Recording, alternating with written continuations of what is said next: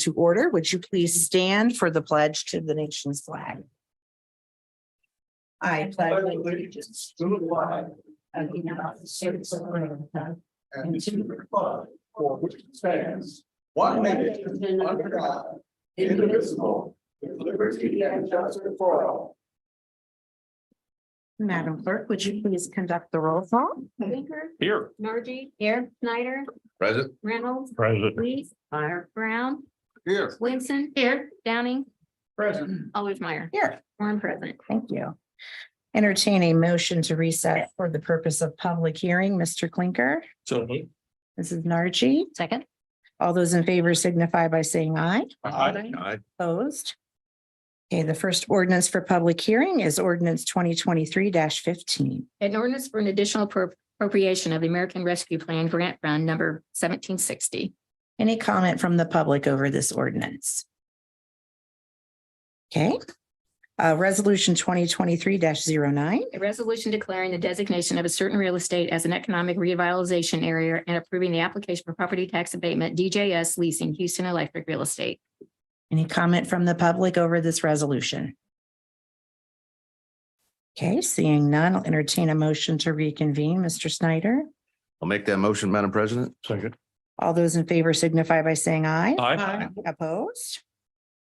Okay, we have the approval of minutes up next. Mrs. Weiss. Ashen Weiss, I move for the approval of the regular meeting of April 3rd, 2023. Mr. Brown, Second. any comments or concerns from council over those minutes? All those in favor of approval of the minutes as communicated signify by saying aye. Aye. Opposed? Presentation and disposal of claims. There are none. Presentation of petitions and communications. There are none. Reports of city offices on file in the city clerk's office.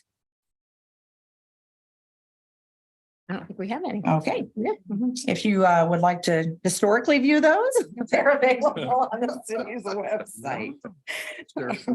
Moving on to ordinances for second reading, we first have ordinance 2023-12. An ordinance of the Common Council of the City of Lafayette, Indiana, annexing certain territory in the City of Lafayette, Indiana, 2023 Concord Crossing Certificate of Development to DF Properties Super Voluntary Annexation.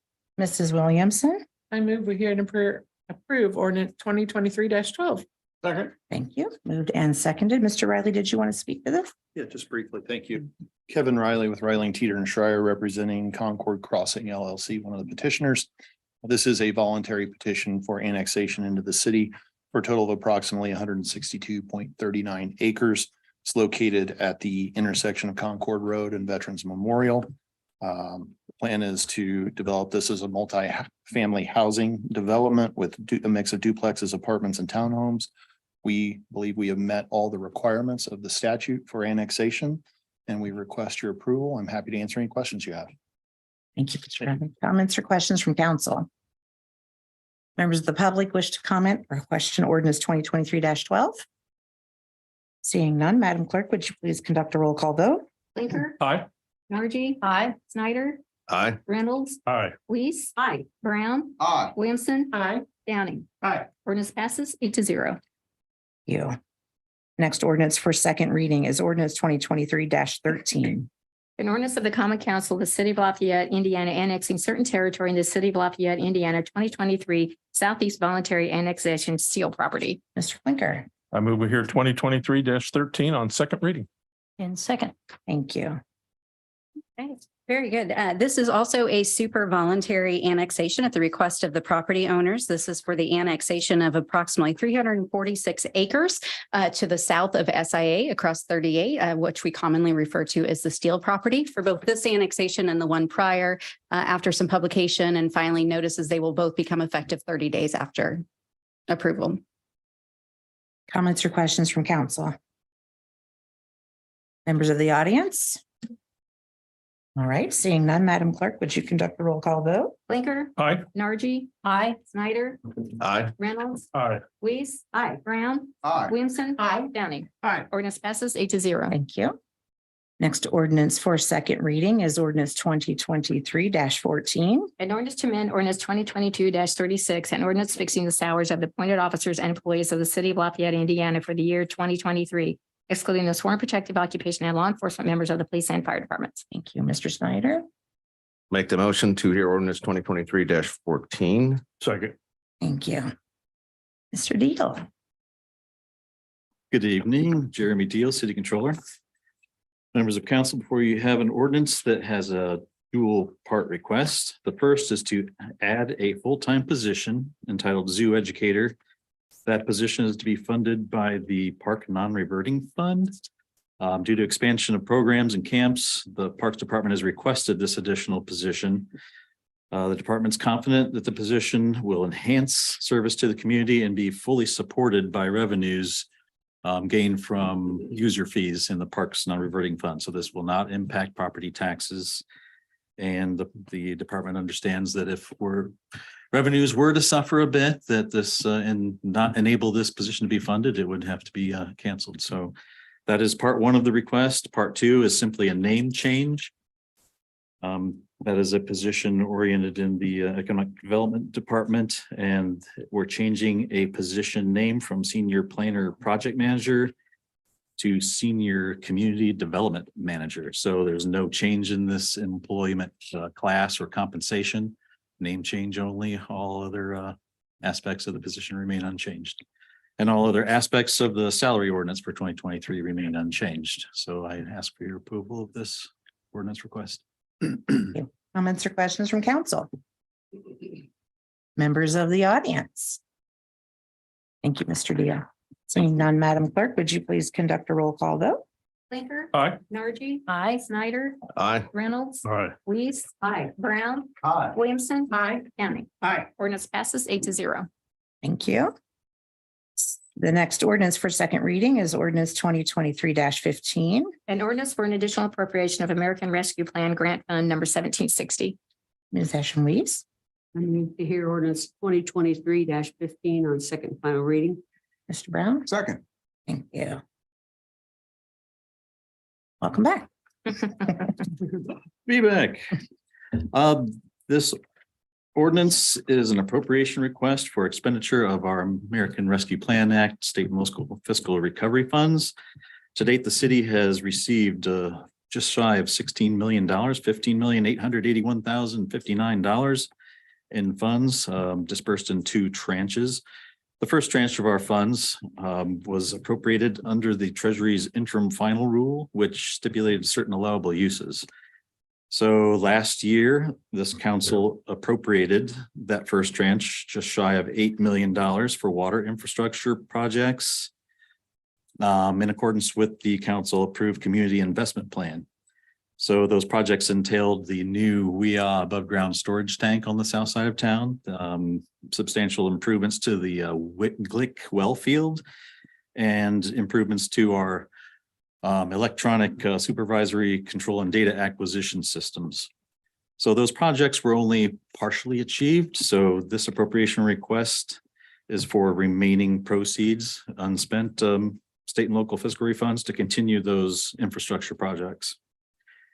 So the first two detail lines of the appropriation request, 5.3 million for water projects and 72,123 for SCADA improvements at Renew, are from the monies approved under the interim final rule. In addition, this request includes amounts to fund other projects that are from the city's revenue replacement allocation. And that is governed by the Treasury's final rule, which allows the city to spend up to $10 million on a wider range of locally determined government services to the community. So that request includes 1.5 million for road and street projects, 1.5 million for park and rec facilities and trails, and 1 million for Renew's utility expansion to the south of the city in service area 11B. So the total appropriation request is $9,390,856. And I'll add that the city is committed to using its state and local fiscal refunds in a manner that does not discriminate and which provides enhanced services that benefit or are accessible to all community members. Thank you. I ask the council's approval of the request.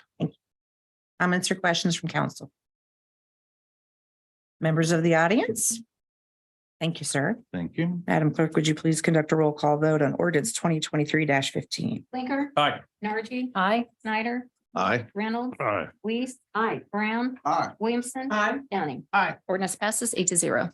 Thank you. The next ordinance is 2023-18. An amendment to ordinance number 2010-11, establishing a local Ellsworth 624 New York Street Historic District of the city of Lafayette, Indiana. Mrs. Williamson. I move we hear and approve ordinance 2023 on second and final reading. Second. Thank you. Mr. Collier. Good evening, John Collier with Economic Development.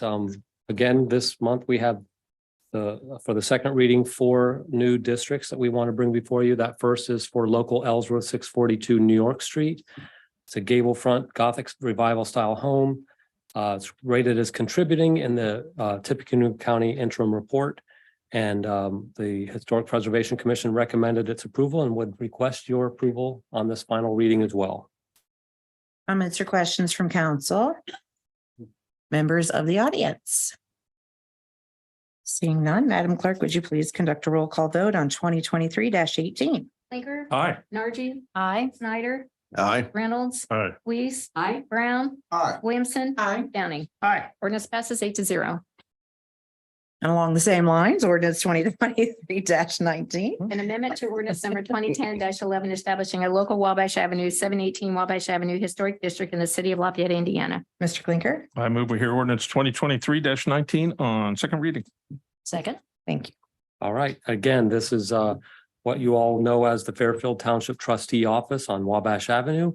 The Historic Preservation Commission believes it's very worthy of designation and would appreciate your support for that as well. Comments or questions from council? Members of the audience? I just want to know, does it make any difference that it is used as a governmental office? It does not, no. The county courthouse is designated, in fact. I'd Madam say Clerk, it's a would you story. please conduct a roll call vote on 2023-19. Blinker. Aye. Nargy. Aye. Snyder. Aye. Reynolds. Aye. Weiss. Aye. Brown. Aye. Williamson. Aye. Downing. Aye. Ordinance passes 8-0. Let's keep a good thing going. Ordinance 2023-20. An amendment to ordinance number 2010-11, establishing a local Centennial South Historic District in the city of Lafayette, Indiana. Mr. Snyder. I move we hear ordinance 2023-20 on second and final reading. Second. Thank you. Okay, this is the expansion of a district that previously existed with a separate address.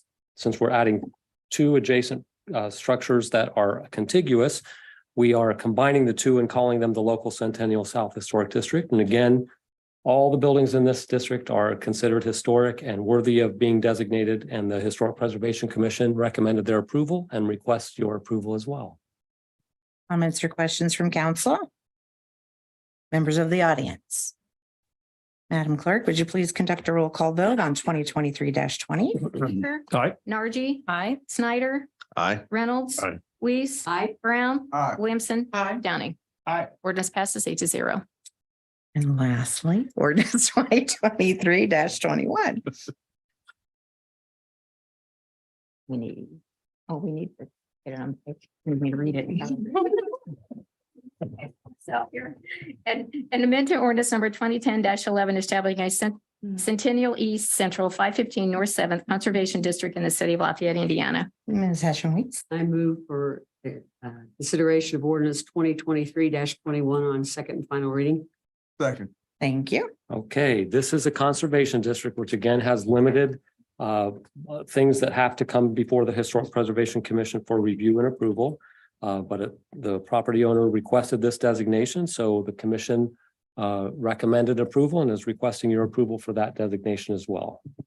Thank you. Comments, questions from council? Members of the audience? Seeing none, Madam Clerk, would you please conduct a roll call vote on 2023-21? Blinker. Aye. Nargy. Aye. Snyder. Aye. Reynolds. Aye. Weiss. Aye. Brown. Aye. Williamson. Aye. Downing. Aye. Ordinance passes 8-0. Thank you. We're moving on now to ordinances for first reading, beginning with ordinance 2023-22. An ordinance amending section of chapter 7, the city of Lafayette Motor Vehicles and Traffic Code. Mrs. Williamson. I move we hear and approve ordinance 2023-22. Second. Thank you, Ms. Chesnick. Right. The city's Bike and Pedestrian Committee suggesting a couple of changes to our code related to the safety of bicyclists. The first major change amends an existing code section concerning opening of doors to require that the doors must be open without interfering with other moving traffic, bicycles, or pedestrians. There is a new section that has been added that reinforces that vehicles should not be operated with careless disregard to bicyclists and pedestrians. This section does mirror what West Lafayette included in their ordinance. And then while we were at it, we decided to do some cleanup as well. We still had some bike licensing rules on the book, which haven't been enforced in a very long time. And then there were some code sections that duplicated what is already in state law. So we went ahead and cleaned that up with this ordinance as well. Comments or questions from council? Members of the audience? All right, seeing none, Madam Clerk, would you please conduct a roll call vote on ordinance 2023-22? Blinker, Aye. Nargi. Aye. Snyder, Aye. Reynolds. Aye. Weiss, Aye. Brown, Aye. Williamson. Aye. Downing. Aye. Motion passes 8-0. I'd just like to read this one section here because it's one that I think a lot of people don't know is on the books, and it would be worth making them know that opening the door of a motor vehicle on either side of the vehicle until it is reasonably safe to do so and can be done without interfering with the movement of vehicle traffic, pedestrians, and bicycles who cannot avoid a collision with the door and who are lawfully traveling on sidewalks, shoulders, or bicycle lanes. That's an illegality. And I think that there's been an awful lot of people who've opened their doors in a really reckless manner and have almost had wrecks. And I've been one of them. So where I've almost gotten hit by a door. So I think that's something that the public needs to be aware of, that that is illegal to do that. So, thank you. The next ordinance for first reading is ordinance 2023-23. In order to the Common Council of the City of Lafayette, Indiana, annexing certain territory in the City of Lafayette, Indiana, 2023 Lafayette Southeast Voluntary Annexation Car Family Farm the second. Mr. Clinker. I move we hear ordinance 2023-23 on second reading. I'm sorry, first reading, first reading. Second. Thank you. Mr. Riley. Thank you, Kevin Riley with Riley Teeter and Schreier representing the petitioner. I'm standing in for Ryan Munden, who you probably expected to see here tonight. He's over in West Lafayette on a couple matters, so I'm filling in tonight. Again, representing the petitioner, I wanted to reiterate that this is a voluntary annexation. This is something the petitioner is pursuing on its own volition. You may recall we were here a couple of months ago. We withdrew a petition at that point because there was a technical issue with what we had filed. We have since corrected that issue. And we have refiled the petitioner here tonight. I would say that prior to refiling, we did meet with the town of Dayton and their attorney, met for maybe an hour and a half to try to discuss scenarios that would result in this property being annexed into the town of Dayton. We were not able to reach any kind of an agreement on that. We're just irreconcilable differences at this point. So we went ahead and filed the petition. I think there's been a letter circulated that suggested that we kind of met to check the box. That's not true. We met for an hour and a half. The petition was signed before we met with Dayton, but it was filed after, and it was signed prior because we hadn't agreed to meet at that point. So that's the explanation for why the date of the petition was signed prior to that meeting. So we think that this request meets all the standards of the statute, and we request your approval. I'm happy to answer any questions that you have. Thank you. Comments or questions from council? I have a question. How long have you been negotiating with the town of Dayton on this particular? Sure. A little bit of history. In December of 21, January of 22, we attended multiple town council meetings. At those meetings, we requested that the town sign a will serve letter stating that they would provide sewer and water to this site, and they would not agree to provide that letter, and here we are. So it started in 21, 22. 21, 22. Yeah, so we've been at this for a while. Okay. Yes. And so that's the major reason that, okay, we'll go to Lafayette and see if we can work out a deal here. Right, I mean, we need utilities. Right. Dayton wasn't willing to provide them to us except on their terms, and we preferred to deal with the city of Lafayette after that, Okay. Thank you. so. Mr. Riley, remind me of the date of the rezone to I3. I'm sorry, 2020. 2000 or 2020. And at that time of that rezone, I would just mention that the owner at the time, the other car entity had rezoned property in that area twice before to I3. So this was the third, wasn't the first time they'd done it. Okay. So, Oh, okay. yes, What is your benefit of coming into the city? I think, the fire, the TIF district, and frankly, just with the history between the landowner and the town of Dayton, our relationship with the city is better. I mean, that's just to be very blunt about it. There are other benefits as well, but those are the main ones. Other comments or questions from council? And I would note that this property is in the county, so it is not in the town of Dayton. It is in the county that we would be annexing it from, in case there was any confusion about that. Right. So, Thank you, Thank Mr. you. Riley.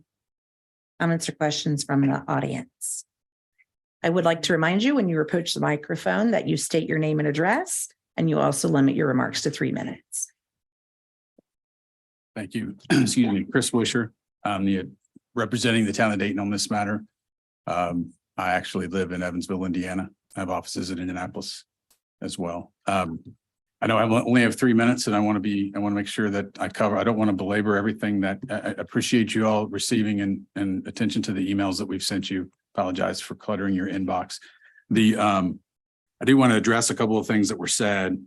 First, I do want to say, I mean, there is a lot of history here and it's not as simple as maybe it's been painted. There's been a lot of back and forth about this property, but this property has been in the town of Dayton's master plan. And, that's a joint plan with area plan, the county, since 1981. And there's been a lot of effort since then on both sides of the county and the town to preserve that plan. And what Dayton has done over the last several years as things have happened against that plan has simply been trying to fight to protect that plan. This property abuts Dayton, all along Dayton's northern boundary. The Carr property is probably a third of this area that Dayton is looking to annex. It was looked at in 2019 or discussed with the former owner of the Carr family LLCs who passed away at some point in there. It was discussed at that point. Couldn't annex it because you can't annex in the year before the decennial census. And then, in 2020, there was the effort to rezone the property over Dayton's objection to I3. Dayton had invested, it is in Dayton's utility jurisdiction by agreement with the city.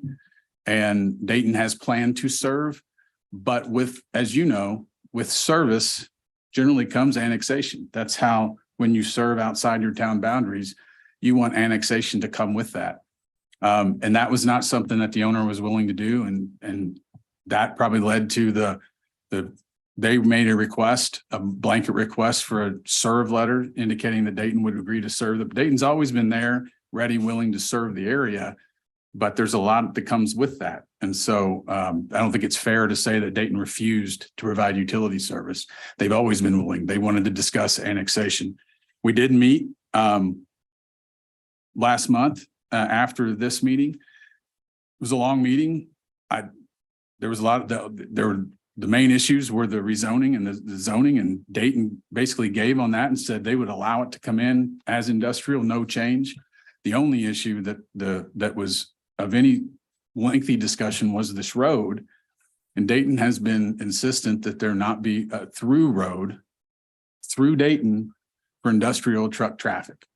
That was the issue. Dayton's certainly willing to talk about and consider road going north, road going south. And there were plans for a road in the past that would connect, but that was when this has always been planned as a non-industrial, but more of a mixed use, commercial, residential area.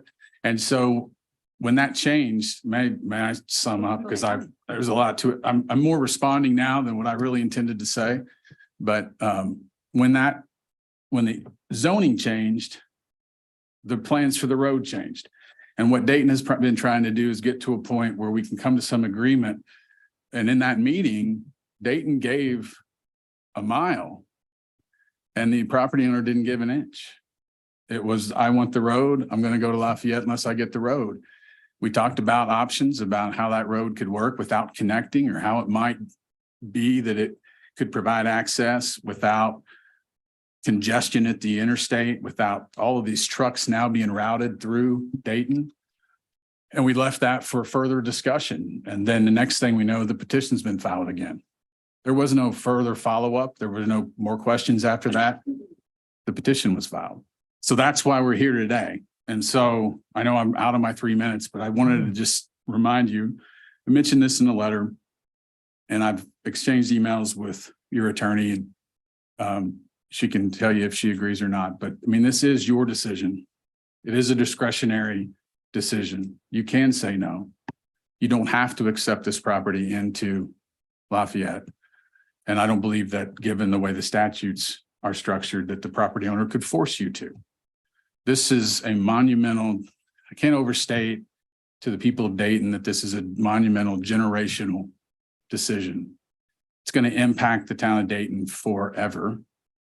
10, 20 years from now. Where is it? When we look back on this, who's going to be impacted? The town of Dayton, the town of Dayton residents, the town of Dayton's 40-year growth plan out the window for the most part. The Carr Family LLC will be long gone. I mean, I understand Mr. Carr's interest here, made it very clear. It's to sell the property, to maximize the return on the sale of the property. And that's what's going to happen. And I get that. I mean, you all have dealt with this. Good examples, rezonings. People come in with rezonings and they have ideas on how they're going to best use their property, maximize their property. You don't approve every one. There's times where, yeah, the property owner wants to do one thing that doesn't meet the overall plan. So this has been a long-term effort for Dayton to fight and protect its plan. They find themselves at this crossroads where, despite efforts, it's been rezoned against their will. It's now looking to be annexed. The fire issue, you know, the Lafayette has a ISO rating of 2, which I read today is 6%, I think, have an ISO rating of 2. The Sheffield Fire Department's 3, but that's still darn good. And there's a lot of investment. If this is going to happen in Dayton, there'd be a lot of investment by the town in ensuring that proper fire protection, not to mention the agreements the town has with the city.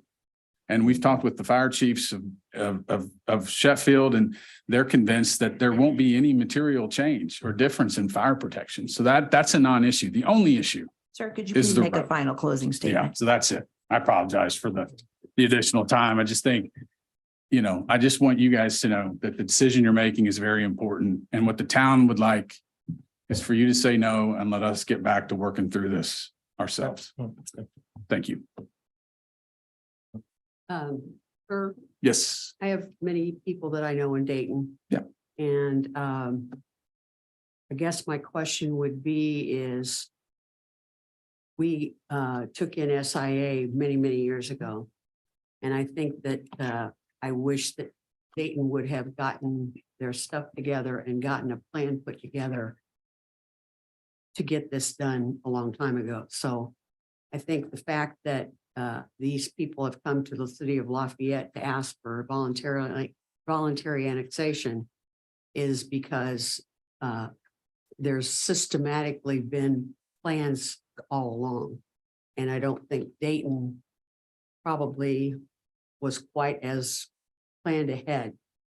And so, as I told one of the board members last night, we have to do what is best for the citizens of Lafayette.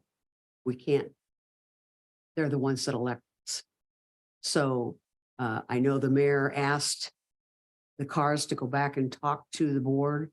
I'm sorry that you couldn't get things worked out, but that doesn't constitute us to have to step in and say, oh, we need to stop this.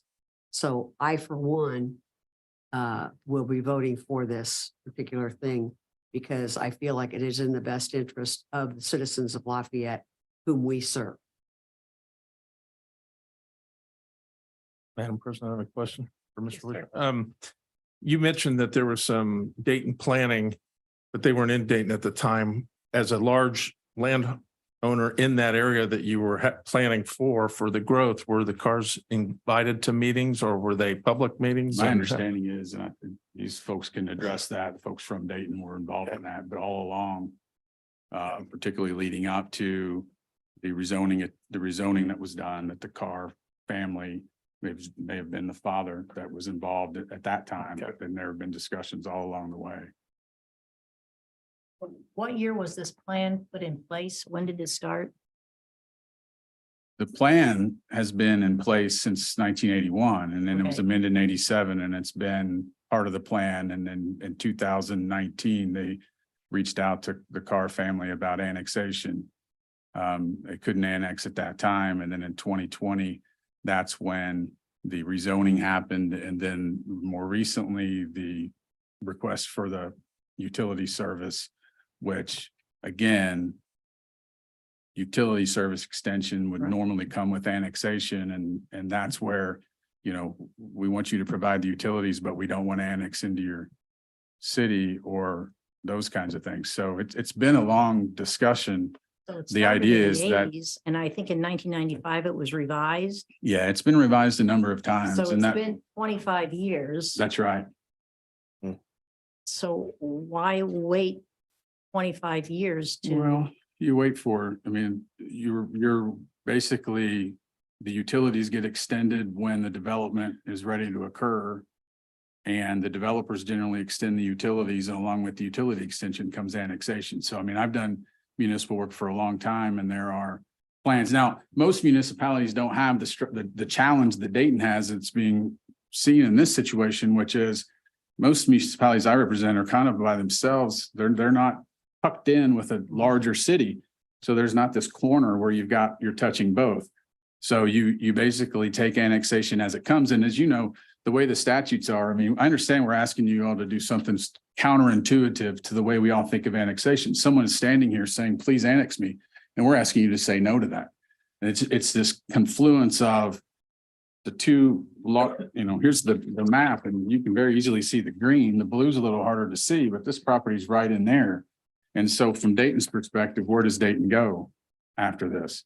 But there was never, I mean, this has always been part of the comprehensive plan and the idea, and it was never really a thought because of the utility agreement that this was an option, that Lafayette would come in, would be looking at annexing it. And so there wasn't an urgency. As the property was ready to develop, they would extend sewer and it would annex. That's just the way, I mean, I do a lot of this, and that's the way it's approached. So I'm wondering, what, a couple of years ago, they had a big campaign about keeping Dayton small. Mhm. How does that? Doesn't seem to fit together to me. We want to keep it small, but then we want to add all this. Yeah, I don't know. I They can you know, fix I- that. I have trouble I don't know that, who that campaign was about or for, but it's not been anything that anybody in the group anybody we've discussed, there's been no discussion of keep Dayton small. There's been discussion of that being a good quality mixed use residential development. It's in the back door of Dayton. That was the goal and the desire. I can't speak to the keep Dayton small. I've not heard that, but one other time in the 3 or 4 months I've been involved. When this plan was created in the 80s or and revised in the 90s with the expectation of the annexation of the Carr property, was that included in the plan at the permission and blessing of the Carr family? Well, that's a good question. I mean, it's in like your comprehensive plans. I don't know that there's a consent by, property owners, but, So it was more of an expected annexation without discussion with the Carr family? it's just like, I can't answer that. I wasn't around at that time. I just know that as the municipalities, the county government, the city government, the town governments all plan for their future. This has been commonly looked at as this is Dayton's growth area, this side of 65. Add to that the utility agreement. And I believe, and some of these folks can speak to that, their conversations with the Carr family all along up until 2, 3, 4 years ago have been engaged about annexation being part of that long term. Sure. I think the other thing that concerns me is there's been a lot in the press about basically that we're being the bad people here, that we're, big brother coming in and being bad neighbors. And I rather resent that Sure. implication because Certainly. certainly Dayton and Lafayette have had a good working relationship as well as the county. And we've done really systematic growth in this area. And so I hope that that was something that was not true because we have a wonderful community around here. Dayton has a wonderful community, but we have a responsibility to do what's best Sure. for citizens here. I understand. And there's been no intent to imply or state that Lafayette's being anything other than, yeah, there's a little bit of a big brother, little brother. And you, as I said in the most recent letter, you didn't ask for this. This isn't what you asked for. Maybe Dayton's looking at that big brother, little brother relationship and saying, this is where maybe best thing for everyone, the region, is to stand by and let Dayton proceed with its plans. Thank you. Other comments or questions from council? Just one, I guess I'm wondering why there was not a more aggressive pursuit of this issue. Well, I mean, 25 years is a long time. Well, yeah, I mean, I think that's fair. I think though that, there was never really any thought that there was a possibility of Lafayette, the property owner going to Lafayette because of the discussions. And as recently as 2019, Dayton was pursuing annexation with the Carr family and then couldn't do it. And then things started changing. And I think until this when we learned of the petition that was filed before this recent one that we were here on before, that was the first they had any indication that this might be an option.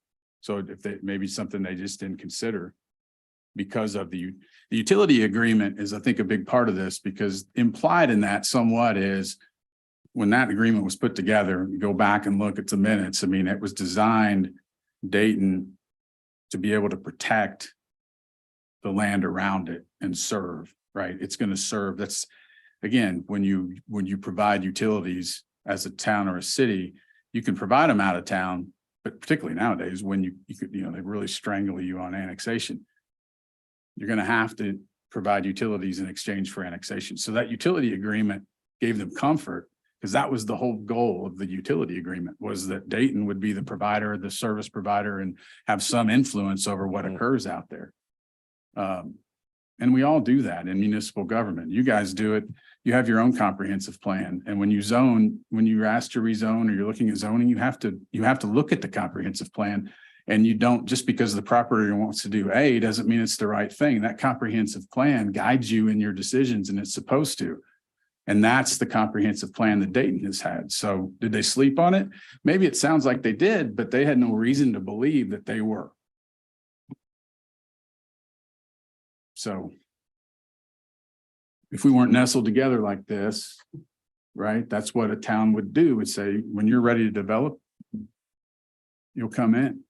I work for a town of Newburgh that didn't do that and regrets it, because the town, 40,000 people have sewer from Newburgh, and the town didn't grow its boundaries. And now by statute, we can't, because they changed the rules. So. Is there other public comment this evening? Thank you. My name is Mark Burmester. I live at 264 Washington Street. I am the president of the Dayton Redevelopment Commission, and I'm also on the town board. I was at the meeting we had Mr. Carr and his attorney, and I'm kind of shocked that we're even here talking about this, because I thought we made great progress. We gave him everything he wanted. He wanted water, sewer, fire protection. All those things were taken care of. The fire protection we had to check about after the meeting, but we talked with our guy. Our fire department, we have agreement with Lafayette, so it's not an issue. It's not like we're not capable of taking over whatever is going to happen on that property. We've got Freightliner dealership there. We've got McAllister Machinery there. we did ask them to annex their property into our town. I've seen the emails for it. It was never replied to. But then a month later, they went ahead and they rezoned their property to I-3. And so that was kind of a problem, but we've accepted that, you know? And so 2 years ago, why didn't the town agree a couple of years ago to give them water? Well, it's for the same reason that you folks haven't agreed to give Lebanon water, right? You'd like to know how it's going to affect you. And so, but you know, someday you may decide it's in your best interest to do that. And that's kind of what we ended up at here. So we're willing to, we give them water and sewer. It's there. It's already in place. And we stand ready to give that to them. Mr. Carr had a concern. He was concerned we'd take his I-3 zoning away from him. Well, like I said, we've accepted that. We have no intentions of trying to change his zoning for him. So, and then they talk about the road. Thing is, when they went and did this, when they went and rezoned this, the comprehensive plan at that time said that that area was going to be zoned I-1. And so we went ahead and we started building the road. And then they came in a month after we asked them to annex into the town, which we never got replied to. They came in and they rezoned that to I-3. And so then the town said, well, wait a minute, it's supposed to have been I-1. What happened here? So the town said, well, we're going to pull out of this road because that wasn't what we were building the road for. So anyhow, at the meeting when they did the I-3 zoning, shoot. Should make a final closing statement, please. All right. So here, this is it. This is, you said that you represent your town. I represent our town. This is very important to the town of Dayton. This is our future. And, you know, we need you to knock this down now, get this over with. We're going to deal with Mr. Carr. He's going to have everything he wants, and we're stand ready to provide it to him. Thank you.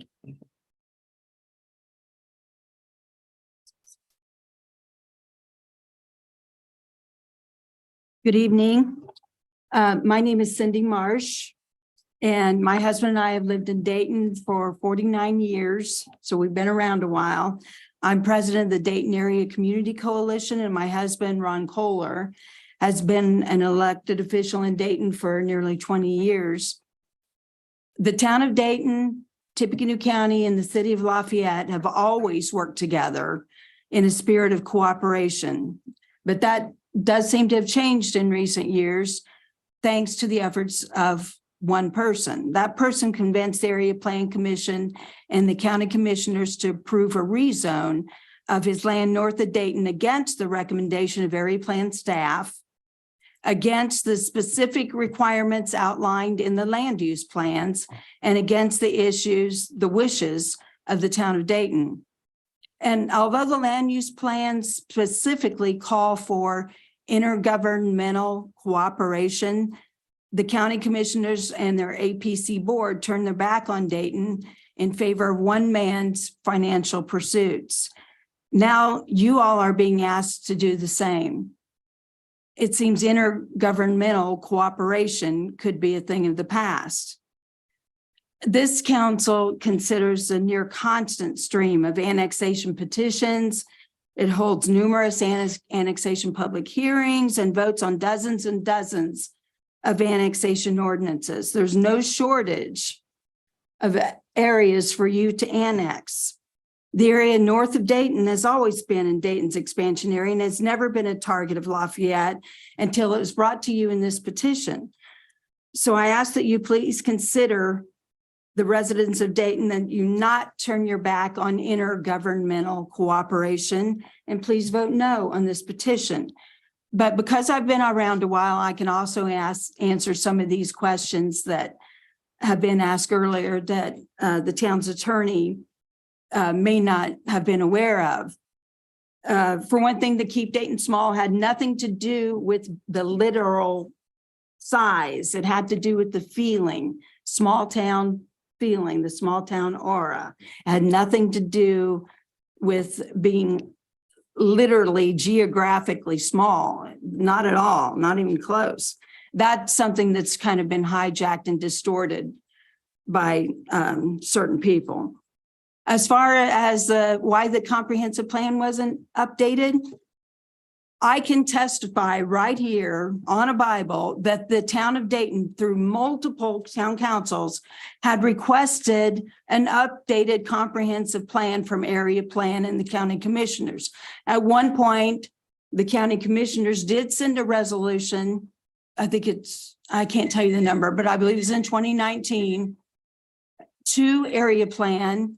And Sally Fahey at that time said that we were going to wait until the annexation was complete. The annexation, which of course never got completed because in my opinion, there was a generational change in the control of who was in control of that land. And so the whole attitude towards Dayton changed, and the annexation was never possible after that. But it's not because Dayton didn't try.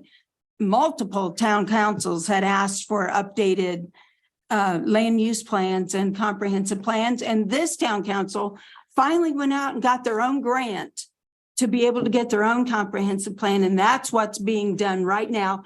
And that 2030 comprehensive plan includes this area north of Dayton right now, today. It's not completed yet. I believe June maybe is the last I heard. Statement, please. Okay, thank you. And again, I just say,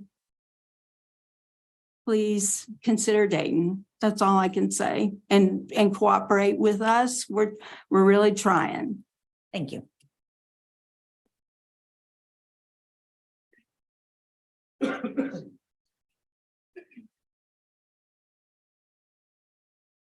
Hi, Jen Monago, 625 Harrison Circle in Dayton. I have the pleasure of serving as the council president in Dayton. I'll start with what I was going to say, which was just that I wanted to reiterate how important this land is to Dayton and Dayton's future, and how the impact of what you decide here is going to be huge for us, but maybe very minor to you. While you could get this land into Lafayette, and there might be some minor good things that come of it for Lafayette, the negative impact to Dayton is so much greater than any good that it will bring to you. Okay, that's what I was going to say, but then I made notes. So what I want to say now is, yes, again, we tried to annex, the town tried to annex it, or was in the process of annexing it in 2019. That couldn't happen because it was the year before the census. In 2020, like Mark said, we were ignored when we tried to annex it. Now you might be wondering, well, why didn't you do something about it? You just let him ignore you. Well, like Cindy said, we were getting a comprehensive plan done because we desperately needed an updated one. So now you might be wondering, well, it's 2023. Well, we've been working on this plan, and like she said, it is almost done. It is almost finalized. And we have started our annexation process, not just of the Carr property, but the entire Dayton North annexation area. So we are in that process right now. And I know some of you are like, why have you been waiting 20 years or 30 years for whatever? Well, because it's just been agriculture. I mean, the same reason you haven't annexed the steel property until now, I guess, because now's the time, right? I think Chris touched on the fire, there being no difference. I mean, Sheffield Township Fire Department is right there in Dayton. Who's going to show up if there's a fire there? Sheffield, like they're going to show up.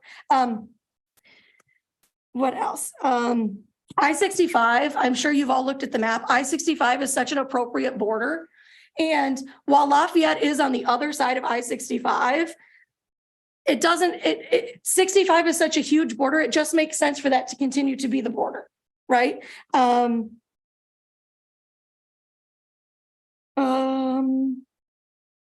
the shovel ready, the letter that he's talking about, we refused them utilities. We have never said no to the utilities. I think Mark touched on this. What they came to us with was a letter because they wanted to participate in the shovel ready program. I don't know if it's still called shovel ready program, but they wanted to participate in that. have their land ready so that they could promote it as being shovel ready and it would be worth a lot more money. We simply said, you're not in Dayton. We always deal with the end user. We'll continue to deal with the end user. We did not say, no, you cannot have utilities. That's a utility jurisdiction. There will be utilities there, but we'll deal with the end user, not sign some blanket paper that says whatever happens, there happens. Okay, that's my time. Let me just reiterate that this is so important to our future. We've been planning this, and it will have an impact on us for a very long time. And this is just such a minor thing for Lafayette that I just urge you to please vote no. Thank you. Any other public comment this evening? Mr. Riley, did you want to say something? I'll be brief. We asked for a will serve letter in 21-22. We don't have it. They say they want to deal with the end user. End users don't want to enter into a purchase agreement when they have no idea what utilities are going to be there, who's going to provide them. This is why we are here. They will not provide. They can say all day long they haven't refused to provide utilities. They haven't given us the will serve letter. So I say they have. The thoroughfare plan. So Yost Road, it's true. Our biggest issue is Yost Road. They're refusing to extend it so that it connects 38 and Haggerty. The thoroughfare plan calls for that road to connect. That plan apparently isn't as important to them as these other plans that they're talking about that we should file. The bottom line is we want the Yost Road connection. They did not agree to provide that. And additionally, they want us to downzone the property. Property zoned I3. We have a right to develop it as I3. And I mean, these are just a few of the reasons why there's been a breakdown. We've tried for 2 years to work through this. That's why we're here. Is it still? Yes, you may make public comment. Yeah. Just state your name and address. I'm Ron Kohler, and I talked to most of you up here except one person here, and Tony hasn't got back to me. I just want to say why things change. You guys wonder why we don't annex, or previously went after annexation, everything. I've been around for 49 years. My wife is Cindy, and I was the town clerk for 20, or town clerk and council for 20. I sat for many years in the back room with Guthrie Carr's father, Kelly. He's a good friend of mine. And we sat there and talked for hours after meetings and meetings and meetings. He talked about the road. He talked about the development of that area up there. And he never once said about large warehousing. He always said, let's work together. Let's work with Lafayette. Let's work with Dayton. I'll even provide money for a road and stuff. And he always seemed to indicate he liked our land use plan of small businesses, of restaurants, of parks, of eating places, of housing and everything that could also help SIA quite a bit. And by the way, Sally Fay always told me if you rezone it general businesses and stuff, you'll make more money than just I3.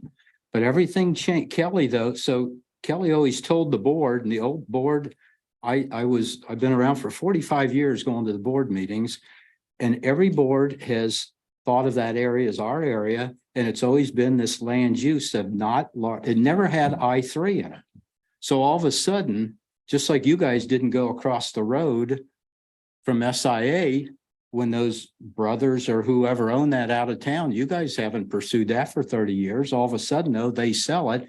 The guy comes to you and now you're doing something. It's the same way with Guthrie here. All of a sudden, his dad turns all this property over to him like a lot of farmers do.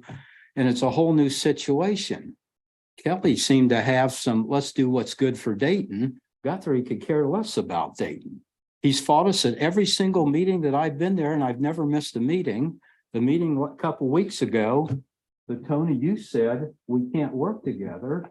How do you know? You never even called any of us up or talked to any of us. I was on the phone with you and your lawyer. That was before the meeting, before the meeting, but you haven't with talked to us since that meeting. You There's don't nothing know, else to say. you know, so got through that meeting was, Address the council, not me. okay, well, I'm to addressing you too. Sir, your time has lapsed. Would you Okay. make a final closing? But anyway, the thing is here, Guthrie changed the whole scenario when he didn't go with annexation.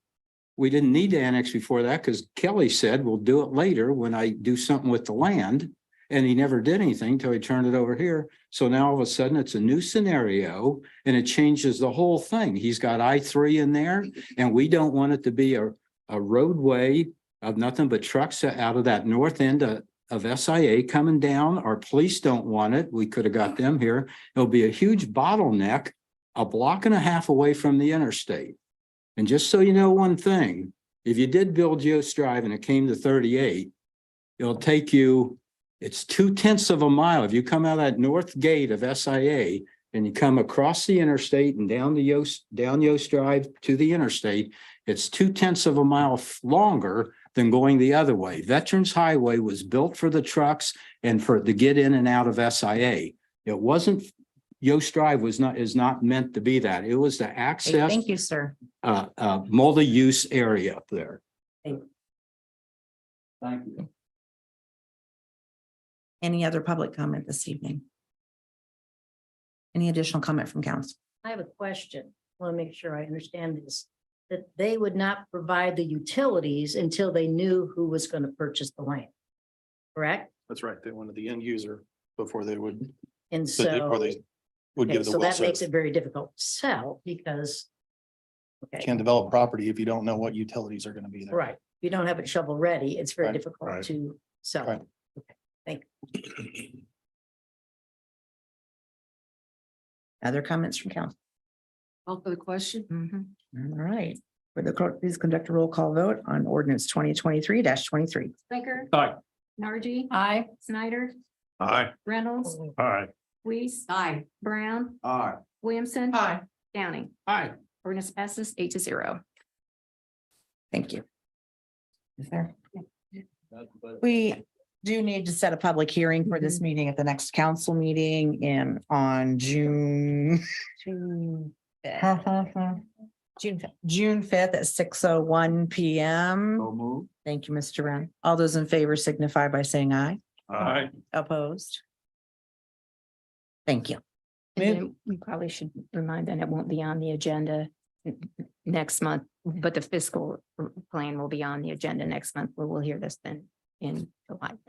So So the public hearing will be in June and the ordinance will be on the July Right. agenda. Got it. Second reading for this. Yeah. All right, on to resolutions. First is resolution 2023-13. a resolution to approve the City of Lafayette Community Department Block Grant and the Lafayette Housing Consortium Homes Program Annual Action Plan for 2023. Mr. Snyder, Madam President, I move. Ahead of myself. Didn't even start. I move to hear resolution 2023-13. Second. thank you. Hello. Hi, Michelle Reynolds, Lafayette Housing Authority. So I'm here to ask for your annual approval of the 23 annual action plan for CDBG and Home. CDBG is the Community Development Block Grant and Home is the Home Investment Partnership Program. Just a quick overview, applications were accepted between January 3rd and February 6th. Public meetings, we had 3 of those. The Lafayette Housing Consortium approved the home funding awards on March 8th. The draft of the action plan has been posted to the website since March 29th. Public notice was posted in Journal and Courier for the 30-day public comment period. And to this date, there's no public comment. After council approval, if I get that, the 2023 action plan will be submitted to HUD for review and approval. The CDBG awarded was $675,199, and the detail is in Exhibit A. And then Home awarded $1,278,912, and that's in Exhibit B. Thank you. Comments or questions from council? Madam President, Yes. I would like to recuse myself from consideration of this ordinance because I am, resolution, because I am currently working on a committee for Lafayette Urban Ministry. So noted. Other comments or questions from council? Keep up good work. Thank you. Comments or questions from the audience over this resolution? Seeing none, would the clerk please conduct a roll call vote on resolution 2023-13? Baker. Aye. Nardi. Aye. Snyder. Aye. Reynolds. Aye. Eileen is an abstention. Brown. Aye. Williamson. Aye. Downing. Aye. The ordinance passes 7-0 with 1 abstention. Thank you. On to resolution 2023-14. A resolution authorizing Greater Lafayette Public Transportation Corporation to expand a van pool program outside its operational boundaries. Madam President, I move for consideration of resolution 2023-14 on its first and final reading. Second. Thank you. Hello, sir. Good evening. I'm Brian Smith. I'm the CEO for City Bus. Thank you for considering this resolution.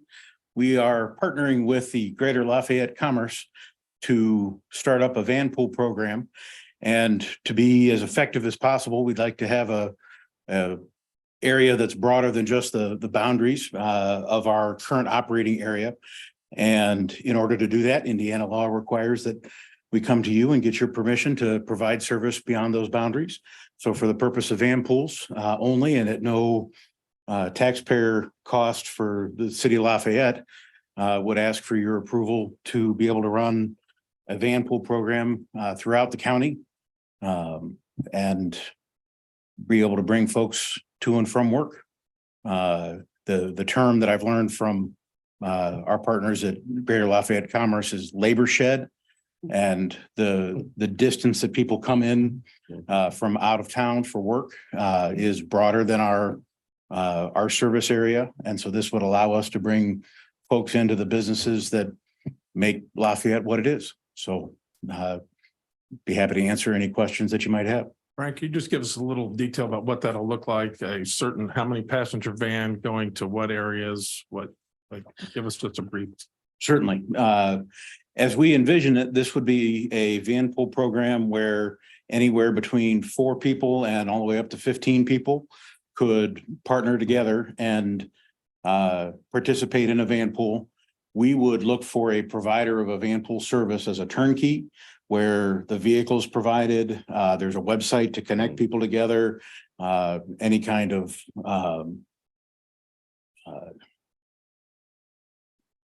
getting the vehicle and finding out who matches up best with what. There wouldn't be any administrative work on our part other than just ensure that the contract is being followed and collecting all of the funds from the people, either from businesses to support a van pool or from the users. It could go either way. Yeah. And we would be providing roughly half the cost. The exact details would depend both on the provider that we would find and the exact nature of what we're doing. But the advantage we get out of it is part of it is our purpose is a mobility. I mean, that's why we exist. And the second is we then get to count all of those passengers. When I came into town just 6 months ago, so not very long, learned pretty quickly that this was an idea that Greater Lafayette Commerce had gotten some funding for from Duke Energy to try to start a pilot program. And I said, gosh, we did that in Ann Arbor where I had most recently come from. And it was wildly successful. We had at peak about 118 van pools. And when I left post-COVID, we had 80 something. Estimates for our area here is 39, but those estimates were based off of a census, which little birdie tells me maybe a little low. So we might be able to exceed 30. Might be able to exceed 39, but that it would be a ramp up period. We estimate that to take about 2 years. And there's the ability to the more people in the van pool, the better. But it can be anything from a Chevy Traverse to a Ford Econoline van. Well, pardon me, years ago, as an old dinosaur sitting there, Alcoa used to do that with school buses. They used to bus their employees in from Attica, Crawfordsville. That went on for quite a while and it was very successful. And I think it's a good idea. Now, are these your drivers then with Class B licenses, or is it like like Uber kind of but operated by you? I mean, I don't want to. They're the competition, I know, but I mean, just as trying to get my head around what the. Sure, and it's actually an important distinction. These would be very deliberately not employees of City Bus and not employees of whatever provider of the van pool program. They are employees typically of Like if you were to go to Alcoa or if it was for SIA or something like that, they're an employee that has a full-time job there.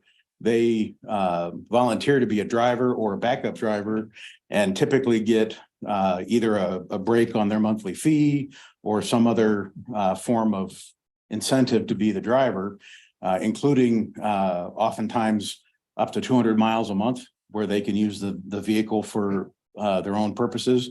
But then the trade-off is they're the driver. And two, they have to make sure that it gets maintained, that the oil gets changed, that, you know, that it's kept clean and all of those kinds of things. Then their full-time job is at wherever they work. Then if employee, the driver has a half hour overtime and the other people have an hour and a half overtime, are they required to stay and kind of? They Is that would need all to work, worked yeah, out? they would need to work out those kinds of things. There is an emergency ride home program that we're going to be asking the provider to provide. Okay. In that it's part of what gives a sense of security to the users. Yeah. Where in the version in Ann Arbor, just as an example, Sure. up to 6 times a year, anybody who's a participant in the van pool program could get a taxi ride home paid for through the program. So kids sick, water heater breaks, you know, whatever, you can get home without having to Bus. disrupt the rest Yeah. of your crew in the van pool. Yeah. Great. It sounds What like would a be great hours group. of operation? Hours of operation, actually, one of the first things you asked of me Yes, sir. was a 24-hour service. Yes. And because this so- will not be a grown-up town until third shift workers can get to and from work. There is no limit on hours of operation. This is if there are third shift workers that want to pull together and get a vehicle, they can pull together and they can work third shift and get to and from. No problem at all. We're getting there. And what's your facilitation in this then? Our facilitation primarily is the money. We're bringing federal grant funds to the table. But in return, we get to count the folks that ride as passengers and passenger miles, which then goes back into the formula that allocates us the funds in the first place. And what is the benefit to the people who step forward and offer their vehicle? Do they get paid for this or? So the partner that we would identify, we'll do a solicitation. It's an open solicitation and the partner that we identify, part of their monthly fee for each van is a profit. They make money off of leasing the van basically to the program. We wouldn't own the vehicles ourselves. They would be leased from that provider. So that if, for instance, I would decide that I was going to do that for the nursing home, for instance, in my neighborhood there, Mhm. that I would get paid for that? So to put it into concrete terms, which is much easier for me with a complete understanding that this will be open for bid. But the provider we used in Ann Arbor was Enterprise. They run a van pool program. They run them Oh, okay. nationwide. And they provide the vehicle I see. and we provide a subsidy for that vehicle. And then the users provide the other half of it or so. And then part of the overall fee is a profit for Enterprise. Okay. But So it, it's not like an Uber no, where the individual people would do this. It would be through a company. correct. Okay, thank you. Other comments or questions from council? Thank you for thinking outside the box. Excuse me, members of the audience wish to comment on this particular resolution. I'll just say something real quick. I'm Paul Moses from Greater Lafayette Commerce, and I can't tell you how refreshing it was when Brian came along and said, hey, we've done this in Ann Arbor, and I know it's also being entertained in Fort Wayne as well. This originally started for us about 8-9 months ago when we were awarded $30,000 from the Duke Energy Foundation to say, hey, let's see if this can work. And so the idea that 30,000 that came from the Duke Energy Foundation could help leverage millions in federal dollars to make this happen and hopefully to make it easier for people to get to work, not just within the city, but within the county and elsewhere, was great. That's why we pushed to have the state legislation changed so that it would be enabled for our community and our region as well. So thank you for considering it. Madam Clerk, would you please conduct a roll call vote on resolution 2023-14? Blinker. Aye. Nargi. Aye. Snyder. Aye. Reynolds. Aye. Weiss. Absolute aye. Brown. You betcha. Williamson. Aye. Downey. Aye. Resolution passes 8-0. Thank you. Next is resolution 2023-15. A resolution confirming the designation of a certain real estate as an economic revitalization area and the approval of an application for property tax abatement, DJS Leasing Houston Electric Real Estate. Mrs. Williamson. I move we hear and approve ordinance 2023-15. Second. Okay, Dennis couldn't be here tonight, so John Collier is here instead. Sorry. You just love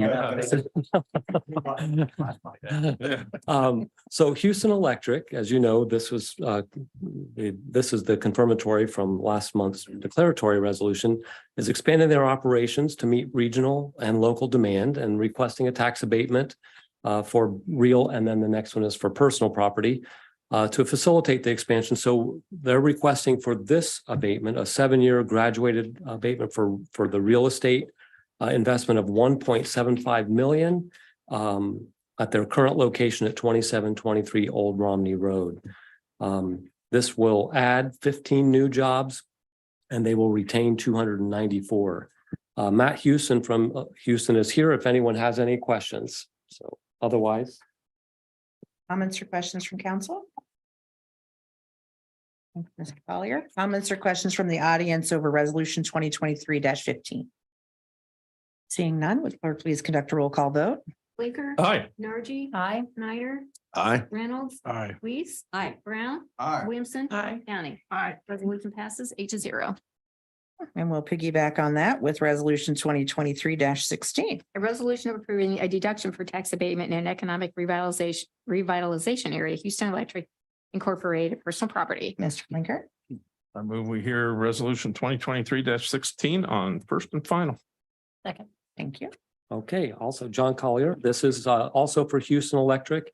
This is for their personal property tax abatement request for $375,000 for machinery and equipment. This would be a 5-year abatement. They would add 15 new jobs and retain 294. Also, Matt is still here if you have any questions about this request. Comments or questions from council? Members of the audience? Seeing none, Madam Clerk, please conduct a roll call vote on resolution 2023-16. Blinker. Aye. Nargi. Aye. Snyder. Aye. Reynolds. Aye. Weiss. Aye. Brown. Aye. Williamson. Aye. Downey. Aye. Resolution passes 8-0. Thank you. Good luck, fellas. That concludes the ordinance resolution portion of the evening. Any reports of standing committees? Probably under miscellaneous. Okay. Reports of special committees. Reports by the mayor. Nope.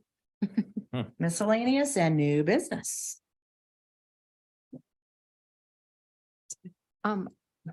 Margie, do you want to introduce the video or? Okay. We can do it before public comment. Yeah. Okay. Okay. Margie Deverall, local volunteer. For those of you who don't know, this dedicated public servant recently retired, so congratulations. Sorry. Yeah. Unfortunately, the first day was cold and rainy and windy, but yeah, I wanted to personally thank Jackie for the work that she did on the city code. It was kind of a hot mess. I know I saw Leo. I don't know, anybody else here from you want to stand up? From the Mayor's Bike Ped Advisory Committee. And Israel, he's on the committee as well. But we've been working kind of on and off for the last 2 years, looking at it, deciding this is something that we wanted to, recommend, and nice that it was done and, brought to the council for the first time on May 1st. May is now here. The video, I'm sorry people left because this might. I'm not. I am not looking for any critiques of my performance. Yeah. Either that or it was a really bad imitation that someone did of him. But yeah, unfortunately, people who left early, this might have, improved their attitude, feeling, anyway, so, yeah. We'll see the video race into Bike Month. I think something's going viral. Yeah. Hey, we are here to celebrate May as Bike Month across the nation. I bet you didn't know that Bike Month is about more than just bicycles. Our local leaders are committed to encouraging you to ditch the vehicles, get healthier, and save the planet. We join them as they race into Bike Month on the pedestrian bridge. Mayor Tony! Mayor Dennis! Commissioner Tracy! Commissioner Tom! And they're off. Right out of the gate, Mayor Tony incurs a penalty for non-regulation safety gear. Better get that fixed. Helmets are required. Oh no! Commissioner Tom wipes out. Luckily, LPD's bike patrol is on the scene to assist. Shake it off and get back on the horsey. Meanwhile, Mayor John is feeling so comfortable with his lead, he stops for a brief snack break. As the racers approach the long stretch, we'll remind you that BikeWalkGreaterLafayette.org is loaded with resources to help you be safe and happy while you're wheeling around. That's your go-to site for Bike Month and all year long. Well, what do we have here? More non-vehicular transportation participants have arrived to join in on the fun. It appears that the elected officials are struggling a bit. They are no competition for the youngsters' energy. Remember, Bike Month is about getting exercise, enjoying the great outdoors, decreasing your carbon footprint, and loving life. Bike Month! Get in the groove, get on the move!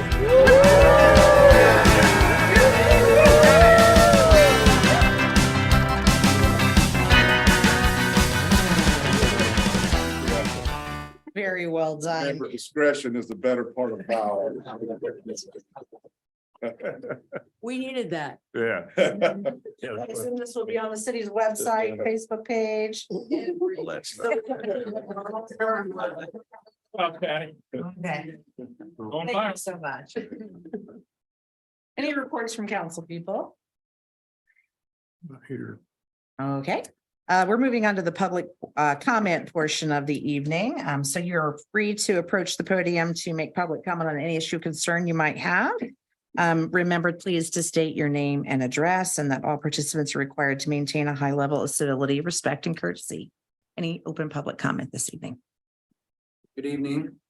I'm JP Schaefer. I'm from, I live on Perrin Avenue. I hate to end on a negative note, so I won't make this too negative. I just want to bring something to the council's attention. I know the mayor's probably looking into it. Steve, you may be as well.